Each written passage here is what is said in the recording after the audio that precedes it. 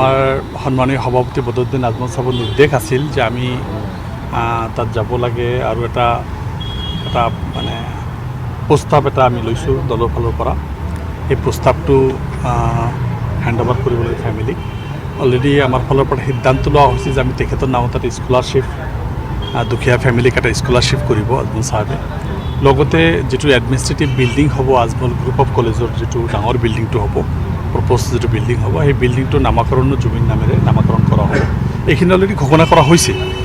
লগতে আমি ফেমিলিৰ লগত এইকাৰণে দেখা কৰিব আহিলোঁ। আমাৰ লগতে আমাৰ হাফিজ বছিৰ আহমেদ কাছিমি, আমাৰ লিডাৰ আমাৰ লেজিছলেটিভ পাৰ্টি আৰু 4বাৰৰ বিধায়ক, তেখেতৰ নেতৃত্বত আমি এটা UDFৰ সজাতি দল, আমাৰ ছিদ্দিক আলী ঠাকুৰীয়া, হাইদৰ হাছান বৰা জেনেৰেল ছেক্ৰেটাৰী 2জন, আমি 4-5জন এটা সজাতি দল আহিছোঁ। এইকাৰণে এটা ফেমিলিৰ এটা খবৰ লওঁ আৰু বিশেষকৈ এই সকলো ফেমিলিৰ ওচৰত অলপ থিয় দিব পাৰিলে নিজকে অলপ ভাল লাগিব।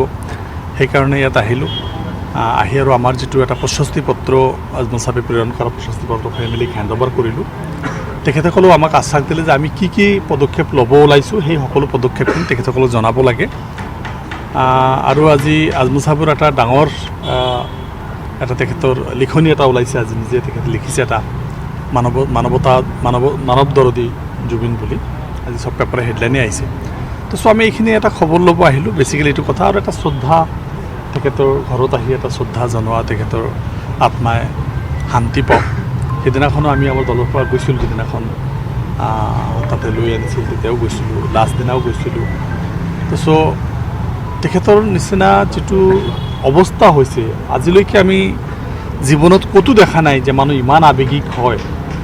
আৰু বিভিন্ন ছ'চিয়েল মিডিয়াৰ জৰিয়তে যিখিনি ব্যক্তিক বিভিন্নভাৱে সন্দেহ কৰা হৈছে, কেছবিলাক চলি আছে।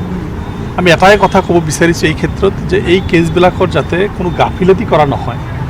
ইয়াত কিন্তু বহুতেই চৰকাৰৰ ওপৰত আঙুলি টোৱাবলৈ আৰম্ভ কৰিছে যে তেখেতসকলে কিয় মাৰ্ডাৰ কেছ বুলি কেছ হোৱাৰ পিছত কিয় তেখেতসকলক মানে বুক কৰা নাই, কিয় তেখেতসকলক এৰেষ্ট কৰা হোৱা নাই, কিয় তেখেতসকলৰ মানে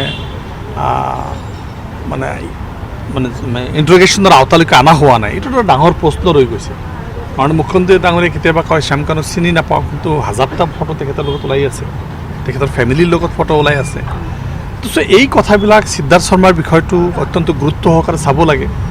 মানে কোনো পধ্যেই তেখেতৰ যদি হত্যা হৈ থাকে, আমি নাজানি যদি হত্যা হৈ থাকে বা কাৰো গাফিলতিত যদি হৈ থাকে, তেখেতৰ মৃগী বেমাৰ থকাৰ পিছতো পানীত কেনেকৈ যাব পাৰিলে, বহুকেইটা প্ৰশ্নৰ উদয় হয়।